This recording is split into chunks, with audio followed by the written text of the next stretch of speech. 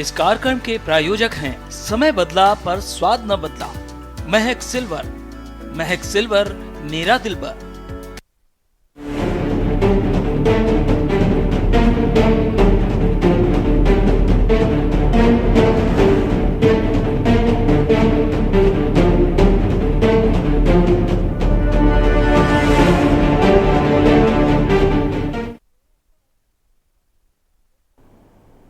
नमस्कार, स्वागत है आपका के न्यूज में। मैं हूं आपके साथ विशाल पंडित। आज हम बात करेंगे संत सेवा का ऐलान, आया फरमान।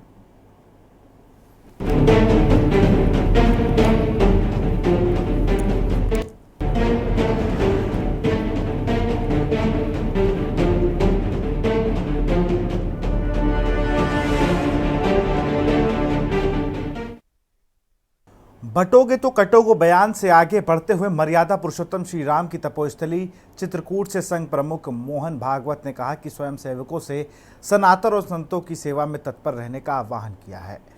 साथ ही संघ प्रमुख ने जोड़ा कि संतों के कार्यों में बाधाएं रोकने के लिए स्वयं सेवक डंडों सहित सेवाओं में तत्पर रहें। उन्होंने सनातन धर्म की रक्षा के लिए समर्पण के भाव पर भी जोर दिया। बांग्लादेश में तख्ता पलट और बहराइच दंगों के बाद संघ प्रमुख का बयान भारतीय राजनीति में उबाल लाने वाला माना जा रहा है। सवाल है कि कानून व्यवस्था कायम रखने के लिए पुलिस की मुस्तैदी के बाद स्वयं सेवकों से डंडा सहित तैयार रहने के आह्वान के क्या मायने निकाले जाने चाहिए। उन्होंने कहा कि वर्तमान में कुछ ताकतें भारत को दबाने का प्रयास कर रही हैं, लेकिन सत्य कभी दबता नहीं। सत्य का समय आता है तो वह सर चढ़कर बोलता है। साथ ही शास्त्रों की आवश्यकता पर जोर देते हुए कहा कि शस्त्र धारण करने वाले में राम जैसे विचार होने चाहिए। संतों के विचारों को दिव्य बताते हुए कड़वा चूर्ण बताया और दावा किया कि इससे जीवन में सुधार आता है। कहा कि अयोध्या सबकी है और राम मंदिर सनातन का है, इसलिए सभी सनातनियों को मिलकर अपने धर्म और संस्कृति की रक्षा करनी चाहिए।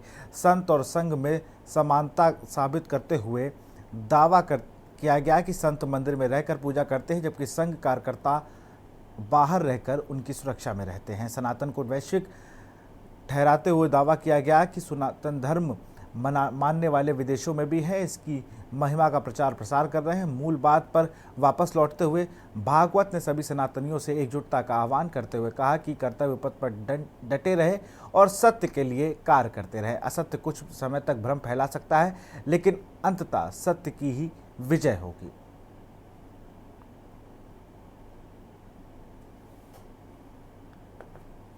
आरएसएस प्रमुख ने चित्रकूट में कही ये बड़ी बातें।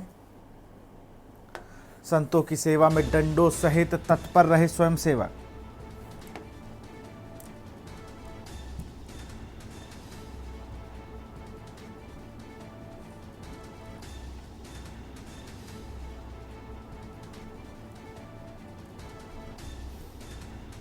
स्वयं सेवक बाहर उनकी सुरक्षा में रहते हैं और संत अंदर मंदिर में। समय आने पर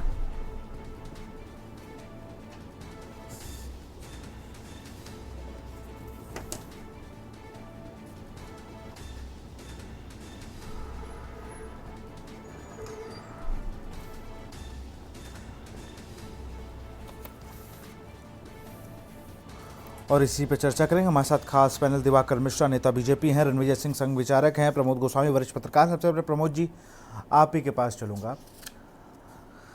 बटोगे तो कटोगे, एक रहोगे नेक रहोगे, हिंदू सारे जहां से अच्छा हिंदुस्तान हमारा, कई पुराने मतलब नारों की अगर इस बार जितने नारे चुनाव में नहीं लगते थे उससे ज़्यादा उपचुनाव में लग चुके हैं और इन नारों को अब क्या है, कड़ी जोड़ने लगी। अब चित्रकूट में संघ प्रमुख मोहन भागवत थे, इन्होंने कहा कि सनातनियों एक हो जाओ, संतों की सेवा करो और डंडे से करो, कि कोई अधर्म ना फैला सके और ये अधर्म जो फैलाता है ये थोड़े दिनों का होता है, सत्य हमेशा सर चढ़कर बोलता है। तो मूल बात तो यही है जो योगी जी का नारा था। तो योगी जी की लाइन पे आरएसएस है। जहां तक संघ की बात है या भारतीय जनता पार्टी की अपनी रीत नीति और सोच की बात है, तो वो हमेशा से उनका कोई दबा छुपा नहीं, एक सार्वजनिक रूप से रहा है कि सनातनी धर्म जो है या सनातन धर्म जो है और सनातनी वो एकजुट हों, बटे नहीं।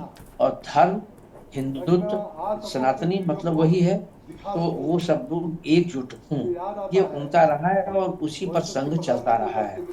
जहां तक बात अभी भागवत जी ने कही और जो आपने योगी जी की उस बयान से जोड़ के उसको जोड़ने की बात कही, कटोगे, तो वो योगी जी ने तो बहुत जो उनका एक स्वभाव है, उसको ये भी कहा जा सकता है कि उग्र स्वभाव है और उग्रतापूर्ण उन्होंने अपना बयान दिया। लेकिन संघ की अपनी एक परिपाटी है, अपनी एक मान्यता है, उसकी अपनी एक विचारधारा है, वो बहुत शालीनता से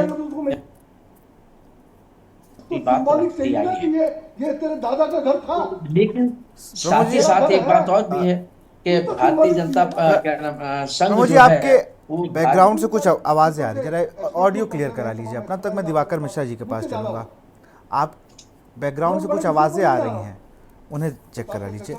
चलिए, मैं दिवाकर जी का, दिवाकर जी, संघ भी अब मूल मुद्दे पर आ गया है कि भैया एक रहोगे नेक रहोगे और बटोगे तो कटोगे के नारे को अब आगे बैठा दिया। उन्होंने कहा कि सनातनियों जितने हो, राम सबके हैं और सब्सिडी के चक्कर में चक्कर काटते रहते हैं। क्या आप एग्जाम्पल नहीं दे सकते क्या? इसको आप कैसे देख रहे हैं? विपक्षी फिर लगातार कहते हैं कि भाई ये देखिए,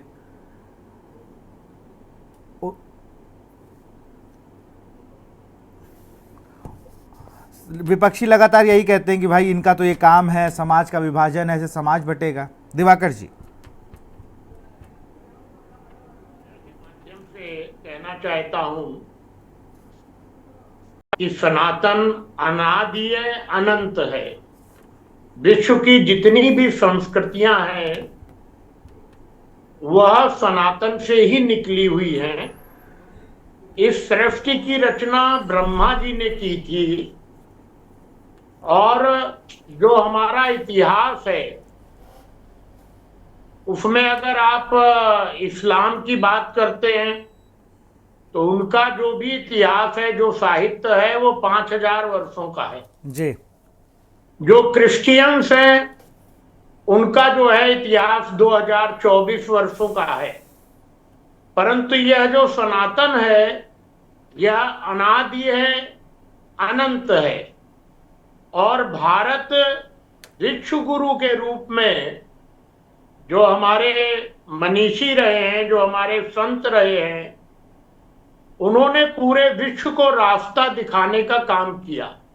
बिल्कुल। बीच में आक्रांताओं ने हम पर हमले किए, मुगलों ने हमारे सनातन को नष्ट करने का प्रयास किया और बाद में कुछ वर्षों तक अंग्रेजों ने ऐसा प्रयास किया। परंतु मैं आपके चैनल के माध्यम से कहना चाहता हूं कि हम अनादि हैं, अनंत हैं, हम विश्व के रचयिता हैं, हम सृष्टिकर्ता हैं। तो यह जो संस्कृतियां हमारे बाद निकल करके आई हैं, वह कितना भी प्रयास करेंगे वह सनातन को नष्ट बिल्कुल, नहीं मैं कर दिवाकर जी आपकी सारी बातों से सहमत हूं, लेकिन ये लोकसभा के बाद से क्या हो गया आरएसएस और बीजेपी को? देखिए, यह जो सनातन है इसको अगर आप चुनाव से जोड़ करके देखेंगे तो यह तो बहुत छोटी मानसिकता का परिचायक होगा। संघ जो है सर्वे भवन्ति सुखिना, सर्वे सन्तु निरामया, सर्वे भद्राणि पश्यन्तु मां कश्चित् दुख भाग भवेत्। इस धारणा को लेकर के चलता है। हमने दर्शन दिया है, वसुदेव कुटुंबकम का दर्शन दिया है। और यह चुनाव हमारे लिए कोई साध्य नहीं है। हाँ, यह आवश्यक है कि अगर भारत में सनातनी सरकारें होंगी, अच्छी सरकारें होंगी जो सर्वे भवन्ति सुखिना की दर्शन के साथ चलेंगी, तो हमें विश्व गुरु बने रहने में, आगे बढ़ने में, 2047 में विकसित भारत बनाने में सहयोग मिलेगा। परंतु यदि कोई यह कहे कि सरकार के माध्यम से ही हम सब कुछ करना चाहते हैं, ऐसा नहीं है। हम 140 करोड़ भारतीयों को, भारत में निवास करने वाले लोगों के अंदर संस्कार देना चाहते हैं, और हम वह संस्कार देना चाहते हैं जो हमारा दर्शन है, वसुधैव कुटुंबकम। क्या हम पूरी वसुधा में रहने वालों को अपना भाई बहन मानते हैं और उनके कल्याण की कामना करते हैं, उन्हें निरोग रहने की कामना करते हैं।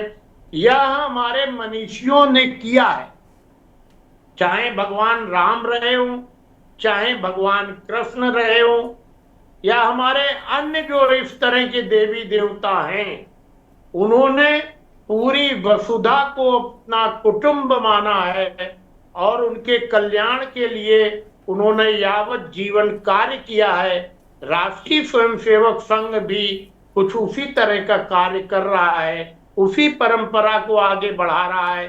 तो यह जो चुनाव से जोड़ करके लोग देख रहे हैं, उन्हें केवल चुनाव ही दिखाई देता है और एन केन प्रकार वह लोग अपने परिवार का पालन पोषण।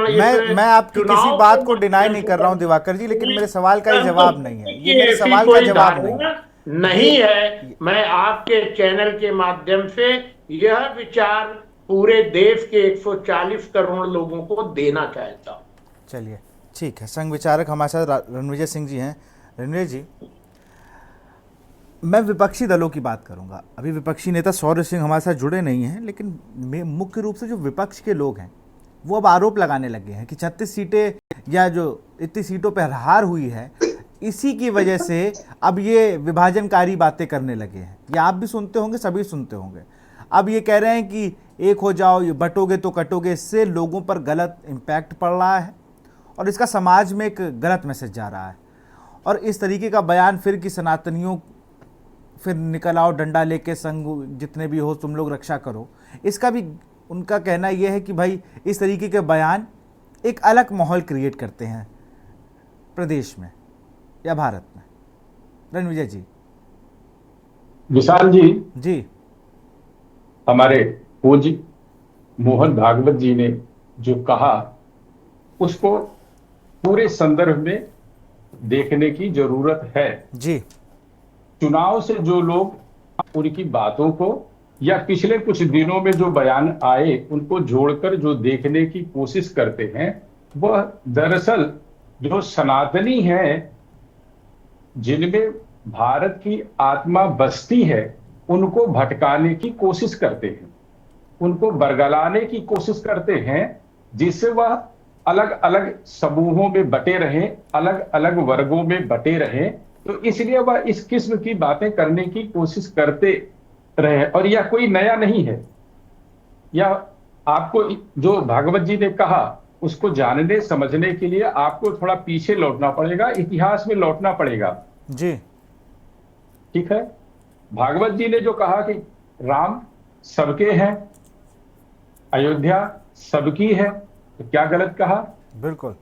और आप क्या संघ ने या संघ के किसी पदाधिकारी ने कभी यह कहा कि राम केवल हमारे हैं, राम केवल संघ के हैं, या अयोध्या केवल हमारी है या केवल संघ की है? उन्होंने कहा सबका स्वागत है, सबको निमंत्रण भेजा उस बड़े समारोह के लिए। लेकिन आज तक वहां जो लोग बांटने वाली बात करते हैं कि नहीं, इनमें ये जातियों में आप बटे रहिए, वहां केवल संघ के लोग जाते हैं, वहां केवल ऐसे लोग जाते हैं, केवल वैसे लोग जाते हैं, वो क्या वहां गए? नहीं गए, आज तक नहीं गए, जाएंगे भी नहीं। न राहुल गांधी गए, न अखिलेश यादव गए, न इनके जैसे लोग गए। यह केवल बातें करते हैं। बातें इसलिए करते हैं कि दरअसल बांटने का जो काम है वह यही लोग कर रहे हैं। मुख्यमंत्री योगी आदित्यनाथ जी ने जो कहा वह उन्होंने गलत नहीं कहा। उन्होंने इतिहास के संदर्भों को देखते हुए, इतिहास में जो हुआ उसे देखते हुए यह कहा कि यदि सनातनी जातियों में बटे रहेंगे, अलग अलग रहेंगे, तो उनको नुकसान होगा। इसमें कौन सा तथ्य गलत है? राजनीति के संदर्भों में बात मत करिए, तो ऐतिहासिक तौर पर बात करिए, तो इसमें कौन सा तथ्य गलत है?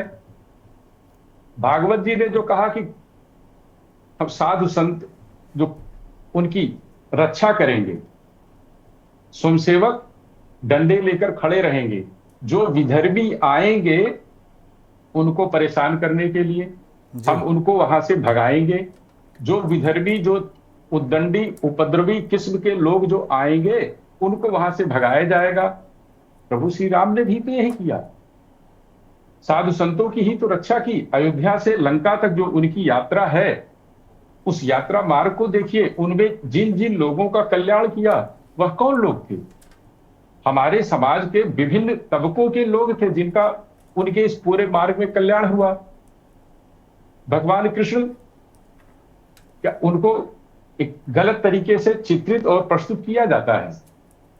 उनके जो मूल कैरेक्टर है, पिछले दिनों हमारे विदेश मंत्री जयशंकर जी ने बिल्कुल अच्छे तरह से व्याख्या दिया था। भगवान कृष्ण का जो मूल कैरेक्टर है, उनको उस रूप में देखने की कोशिश करनी चाहिए। भगवान श्री राम का जो मूल कैरेक्टर है वो आदर्श थे, लेकिन उन्होंने कभी यह नहीं कहा कि जो विधर्मी हो, जो साधु संतों को प्रताड़ित करे, जो धर्म के विरुद्ध कार्य करे, उसे छोड़ देना चाहिए। जो महिलाओं का उत्पीड़न करे उसे छोड़ देना चाहिए, ऐसा कभी उन्होंने नहीं कहा। आप पूरी रामचरितमानस पढ़ लीजिए, आप पूरी महाभारत पढ़ लीजिए, पूरी गीता पढ़ लीजिए। क्या कहीं यह कहा गया है कि जो विधर्मी है, जो उपद्रवी है, जो धर्म के विरुद्ध कार्य करने वाले लोग हैं, उन्हें छोड़ देना चाहिए? बिल्कुल कहीं नहीं कहा है। तो आज ये बात क्यों कही जा रही है?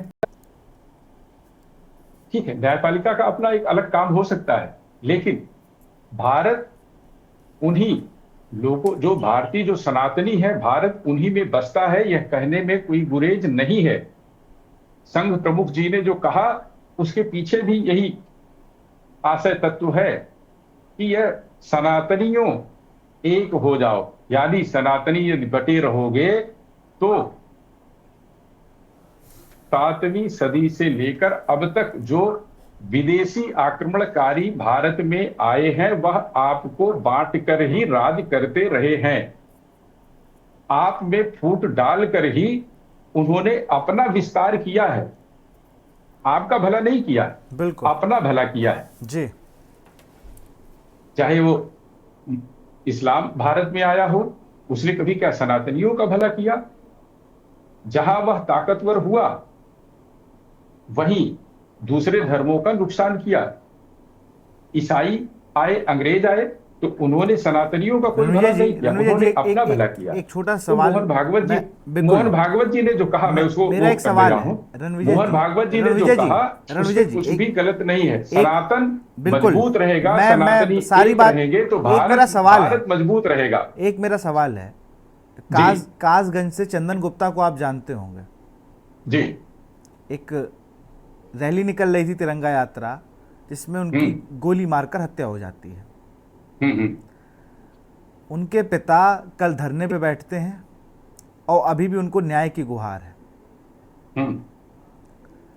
और हिंदूवादी नेता था संजय गुप्ता, बिल्कुल था, सब लोग बहुत लोग गए भी, लेकिन अभी भी न्याय की गुहार है।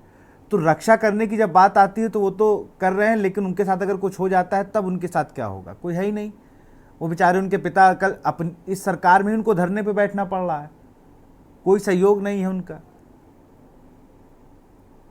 नहीं, चंदन गुप्ता जी का जो मामला है जी, उसमें जो प्रशासनिक व्यवस्था है, जो पुलिस की व्यवस्था है, वह अपने हिसाब से काम करेगी। जो भी उनके मामले में न्याय संगत, तर्क संगत कदम उठाना होगा, वह प्रशासन, पुलिस प्रशासन, शासन उठाएगा। ठीक है, हो सकता है उनकी बात कहीं इधर उधर भटक गई हो, मैं उसके संदर्भ में नहीं कोई बात कह रहा हूं, लेकिन उनको न्याय मिलेगा। जैसे अन्य और खास तौर पर उत्तर प्रदेश में जिस किसी के उत्पीड़न की कोशिश हुई है योगी आदित्यनाथ जी की सरकार में, उन सबको न्याय प्राप्त हो रहा है। इसमें पूरे देश में अगर कानून व्यवस्था के मामले में कहीं किसी सरकार की चर्चा होती है तो वह योगी आदित्यनाथ जी की सरकार की होती है। तमाम लोग, दक्षिण भारत के तमाम राज्यों के नेता, उप मुख्यमंत्री, मुख्यमंत्री इस बात का उदाहरण देते हैं कि अगर कहीं कानून व्यवस्था सबसे अच्छी है मैं तो उस बात की बात नहीं कर 2000 चलिए चलिए मैं रणविजय जी, मैं इसलिए से कह रहा हूं ना, क्योंकि जब बात होती है कि हिंदूवादी सरकार है, हिंदूवादी लोग हैं, जब सब कुछ आपके पास है तो फिर वो 2021 में भी डेरा डाला इसी सरकार के खिलाफ कि भाई आपने वादा खिलाफी कर दी। चंदन गुप्ता के पिता सुशील कुमार गुप्ता, उन्होंने ये बात कही, कल भी यही बात कही, सरकारी नौकरी की बात कही थी, संविदा तक पे नहीं लाए। तो इन सब पर भी ध्यान देना होगा कि अगर ऐसे एग्जाम्पल आप देने पड़ लेंगे हम लोगों को तो दिक्कत वाली बात है। फिर और लोग कैसे कहेंगे कि भाई अगर हमें कुछ हो जाता तो हमें परिवार का क्या होगा। विशाल जी, चंदन गुप्ता जी का जो मामला है वह उसमें उनको उचित तरीके से न्याय। चलिए, मैं चाहता हूं आप लोग भी प्रयास करें। किसी ने अपना बेटा खो दिया, किसी ने अगर अपना बेटा खो दिया तो कम से कम उसको ये ढांढस रहे कि अगर वो किसी के लिए था तो उसके लिए भी लोग खड़े हैं। प्रमोद जी के पास चलूंगा, हमारे साथ शौर्य सिंह समाजवादी पार्टी के नेता हैं, वो भी जुड़ चुके हैं, उनके पास भी चलूंगा। प्रमोद जी, आपकी आवाज उस समय जी आवाज आ रही है? हाँ, आ रही सर। हाँ, विशाल जी देखिए, अभी मिश्रा जी ने और सिंह साहब ने जी जो बात कही वो निश्चित रूप से जो हमारा सनातन धर्म है, या जो सनातन धर्म का अर्थ ही वासुदेव कुटुंबकम ही है जी, कि सभी लोग स्नेहपूर्ण और भाईचारे के रूप में रहें, इसमें कोई दो राय नहीं। ये बात सच है। लेकिन जो सत्ता की प्राप्त करने की जो मंशा या जो भावना है, वो कहीं ना कहीं सनातन धर्म की जो अवधारणा है उसको कहीं ना कहीं वो विखंडित करता है या कमजोर करता है। जहां तक मैं समझता हूँ, राजनीति के लिए समाज में आप देख लीजिए, अब उसकी बड़ी व्यापक उस पर चर्चा की जा सकती है कि वो चाहे कोई भी दल हो, चाहे वो संघ से जुड़ा दल हो या संघ से बाहर के और विपक्षी दल हो, समूचे, मैं एक समूची बात कर रहा हूं, मैं एक इंडिविजुअल बात नहीं कर रहा हूं। तो उसके लिए अगर जो सनातन की व्याख्या है तो सनातन की व्याख्या के हिसाब से एक वो परसेप्शन बनाना होगा राजनीति में। लेकिन वो सत्ता को प्राप्त करने के लिए आप ये देखिए कि कहीं जातियों में बांट रहे हैं, धर्म के नाम पर बांट रहे हैं। ये हमारा वासुदेव कुटुंबकम का या सनातनी सोच नहीं है। टिकट जातिगत आधार पर क्यों दिए जा रहे हैं? मैं सभी दलों की बात कर रहा हूं जी। अधिकारियों की पोस्टिंग क्यों जातिगत आधार पर हो रही है? ये जो जातिगत जनगणना की बात हो रही है, ये क्यों हो रही है? इंसान इंसान है। जाति में जो विभाजित करके समाज को विभाजित करने की हो रही है, वो कहीं ना कहीं संघ प्रमुख का सिर्फ इस बात पर केंद्रित है कि समाज को बांटा नहीं जाना चाहिए, समाज एकजुट रहे। लेकिन ये चूंकि संघ कोई राजनीतिक पृष्ठभूमि नहीं है, लेकिन उसकी जो शाखा है भाजपा, वो तो राजनीतिक पृष्ठभूमि की है और उसका पीछे नेपथ्य में संघ है। तो फिर ये बात भाजपा पर भी लागू होती है। ये मुझे लगता है सभी दलों पर ये बात लागू होती है कि भाई अगर आप बात आप अलग कर रहे हो, टिकट बंटवारे में अलग हो जाता है, पद देने में अगर मेन बॉडी में कोई पद भी दे रहा है तो भी उसमें देखते हैं ध्यान। विशाल जी, मैंने पहले कहा कि एक लंबी बहस का या लंबी चिंतन का चर्चा का विषय हो सकता है, आधा घंटे में नहीं हो सकती, इसलिए उसको मैंने संक्षिप्त में बात कही है। ये बात भी अपनी जगह सही है कि कुछ गैर सनातनी धर्मावलंबी जो है, वो सनातन की धारणा जो है कि सभी धर्म लोग सभी लोगों का भाईचारा और सम्मान करें, वो कहीं ना कहीं उस विचारधारा को कमजोर भी किया जा रहा है। ये चिंता भागवत जी की है कि ये नहीं हो, और उसमें जब गैर सनातनी ये काम कर रहे हैं तो उनकी चिंता और बढ़ जाती है और स्वाभाविक है। चलिए, शौर्य सिंह हमारे साथ जुड़ी हुई हैं, सपा की नेता हैं।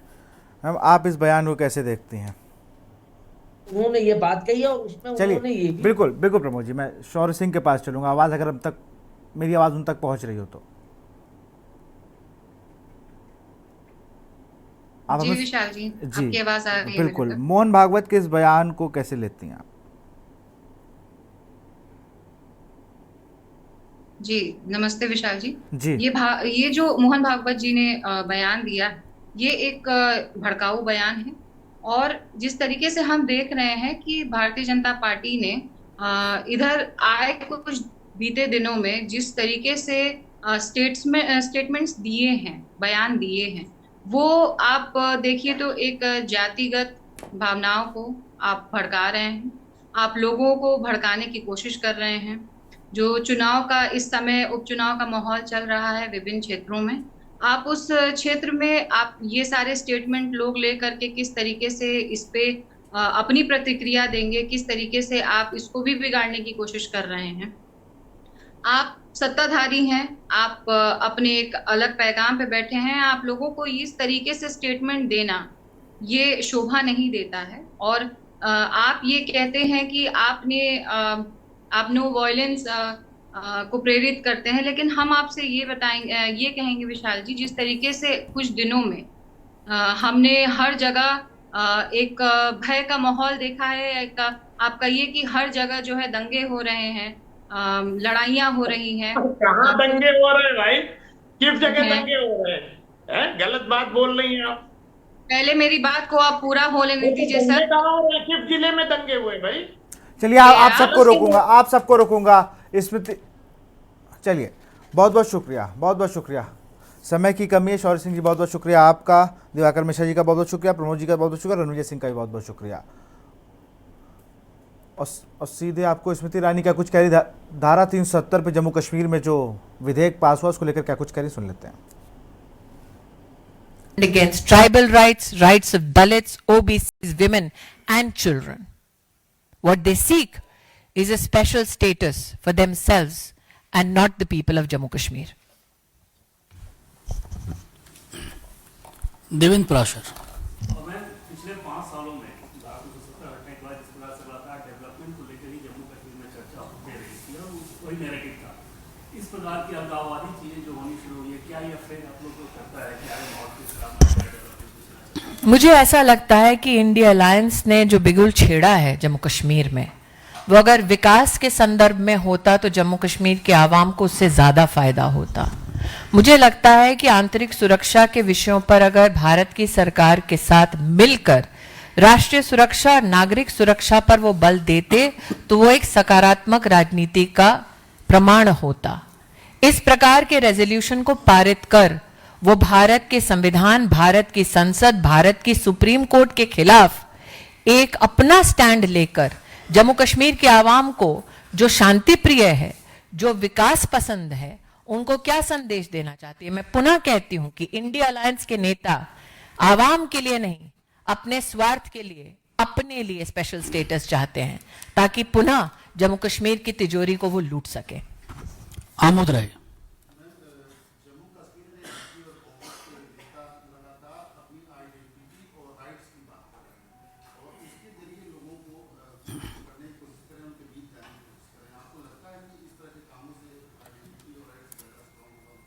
आमोद जी, जब आप कहते हैं कि जम्मू कश्मीर में कांग्रेस और इंडिया अलायंस के नेता आइडेंटिटी की पॉलिटिक्स कर रहे हैं, तो आइडेंटिटी क्या है हम सब की? हम चाहे किसी भी प्रदेश से क्यों ना हो, हम सब हिंदुस्तानी हैं। और जम्मू कश्मीर के नागरिकों के उस आइडेंटिटी पर किसने तोहमत लगाई है, किसने प्रश्न चिन्ह लगाया है? जहां तक की बात जम्मू कश्मीर के आवाम की राइट्स की है, तो सबसे उत्तम डेमोक्रेटिक राइट है द राइट टू वोट। हाल ही में जो इलेक्शन कमीशन के सानिध्य में इलेक्शंस हुए, वो जम्मू कश्मीर के आवाम के डेमोक्रेटिक राइट्स के इम्प्लीमेंटेशन का सबसे सुनहरा प्रमाण है। तो वो जब आइडेंटिटी की बात करते हैं तो आइडेंटिटी हमारी, हमारे देश से, हमारी माटी से है। जब वो राइट्स की बात करते हैं तो वो राइट्स संवैधानिक हैं, जो गारंटीड हैं after the revocation of article 370। वो राइट्स जब धारा 370 था तब आदिवासी समाज को, दलित समाज को, ओबीसी समाज को, महिलाओं को, बच्चों को नहीं मिलता था। तो वो अपनी बेहतरी के लिए गारंटी मांग रहे हैं, आवाम की नहीं। अखिलेश सिंह जी।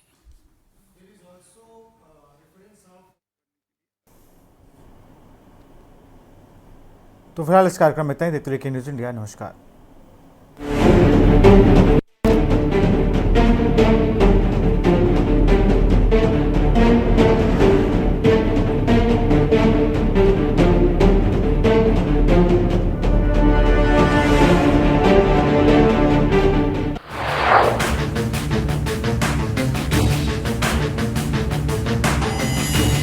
इस कार्यक्रम के प्रायोजक हैं समय बदला पर स्वाद न बदला, महक सिल्वर।